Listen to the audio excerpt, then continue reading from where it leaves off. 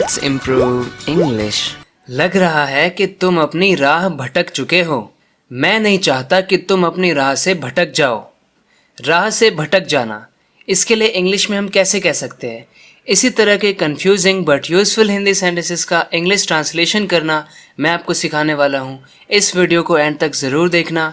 You are definitely going to improve your English and not going to regret watching it. So let's see how we're going to translate these sentences into English. We can say, you seem disoriented. You seem disoriented.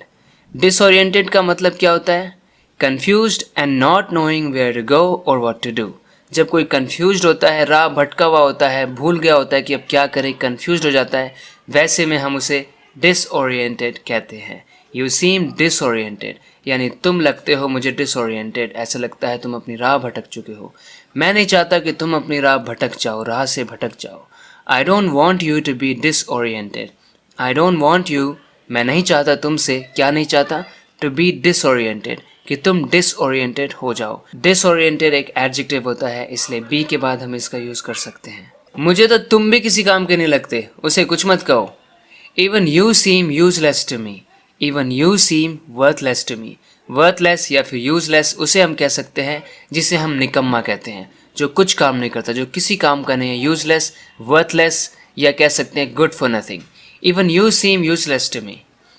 अगर वो किसी काम का होता तो मैं तुम्हारे पास थोड़ी ना आता। अगर वो किसी काम का होता, If he were capable of anything, if he were capable of doing anything, I wouldn't have come to you. I would not have come to you.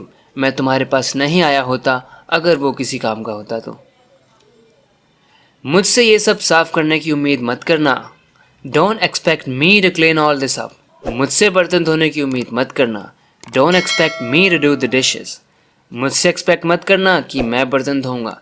जी हाँ, बर्तन धोने के लिए हम डूइंग द डिशेस बोल सकते हैं। वॉशिंग द डिशेस बोलने के बजाय हम इतना भी कह सकते हैं, I don't mean that it's wrong but you can say this also. Don't expect me to do the dishes. Let's move on to the next ones. ये आपका चिड़चिड़ापन मुझे कतई पसंद नहीं। आपका चिड़चिड़ापन मेरा मूड खराब कर देता है। How are we gonna say चिड़चिड़ापन in English? I don't like your grouchiness at all. I don't like your grouchiness. Grouchiness means readiness to show annoyance or impatience. Someone's quality of getting angry very quickly. Someone's quality of being ready to get angry very quickly. So, I don't like your grouchiness at all. आपका चिड़चिड़ापन मेरा mood खराब कर देता है। Your grouchiness spoils my mood.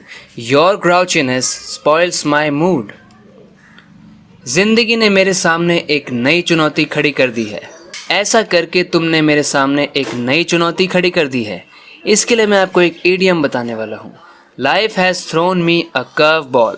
Life has thrown me a curveball. It's an idiom. It means to surprise someone with something that is difficult or unpleasant to deal with. यानी कुछ ऐसा, कुछ चुनौती भरा, कुछ चैलेंज लाइफ ने आपको दे दिया है। कोई भी चीज़ अगर आपके सामने एक चैलेंज रख दे, चैलेंज खड़ा कर दे, तब आप इस इडियम का यूज़ कर सकते हैं। Something throws you a curve ball. जैसे इस सेंटेंस में देखिए, ऐसा करके तुमने मेरे सामने एक नई चुनौती खड़ी कर दी है। You have thrown me a curve ball by doing this. ये खा के आपको अपनी सेहत खराब करनी है क्या? ये खा के आपको अपनी सेहत बिगाड़नी है क्या? Do you want to harm your health by eating this? Do you want to impair your health by eating this? अपनी हेल्थ को इम्पेयर करना चाहते हो क्या? इम्पेयर करने का मतलब होता है किसी चीज़ को वीक बना देना, कमज़ोर बना देना। इस तरह के सेंटेंसेस आपने सुने होंगे। ही इज़ विजुअली इम्पेयर्ड, तो इस तरह से ये एडजेक्टिव बन जाता है। ही इज़ विजुअली इम्पेयर्ड मतलब वो ढंग से देख नहीं सकता है। ही इज़ हियरिंग इम्पेयर्ड मतलब वो ढंग से सुन नहीं सकता है, उसकी सुनने की शक्ति कमज़ोर है या देखने की शक्ति कमज़ोर है। सो इम्पेयर करने का मतलब होता है किसी चीज़ को कमज़ोर बना देना। मुझसे आपका दर्द नहीं देखा जाता। मुझसे इतनी बेरहमी नहीं देखी जाती। I can't bear to see your suffering. मुझसे इतनी बेरहमी नहीं देखी जाती। I can't bear to see such cruelty, such relentlessness. Cruelty का मतलब बेरहमी, कोई जब मर्सीलेसली बिहेव करता है। I can't bear to see such cruelty और रिलेंटलेसनेस। मैं क्या करूं? मैं मजबूर हूं। मैं क्या करूं? मैं भी उतना ही मजबूर हूं जितने तुम हो। इन सेंटेंसेस के लिए हम कैसे कह सकते हैं? What do I do? I am helpless. What do I do? I am helpless. या तो आप कह सकते हैं व्हाट डू आई डू, या फिर व्हाट शुड आई डू, या फिर व्हाट कैन आई डू। सबका मतलब इसी तरह से होता है कि मैं कर क्या सकता हूँ, मैं आखिर क्या करूँ। I am helpless. I am as helpless as you are. I am as helpless as you are. इसको शॉर्ट में यू पर भी खत्म कर सकते हैं। मैं सच को सबके सामने ला कर रहूँगा। I will surely expose the truth. I'll surely expose the truth. जो तेरा हाल है वही मेरा हाल है। I am in the same boat as you. We are in the same boat. It's an idiom. इस idiom का मतलब होता है कि दो लोग एक ही जैसी सिचुएशन में फंसे हुए हैं। They are in the same boat. That's it for this video. उम्मीद करता हूँ कि आपको इस वीडियो से कुछ ना कुछ सीखने के लिए मिला होगा। इसी तरह से अपने इंग्लिश को इम्प्रूव करते रहने के लिए इस चैनल को सब्सक्राइब ज़रूर करना अगर आपने अभी तक नहीं किया है तो।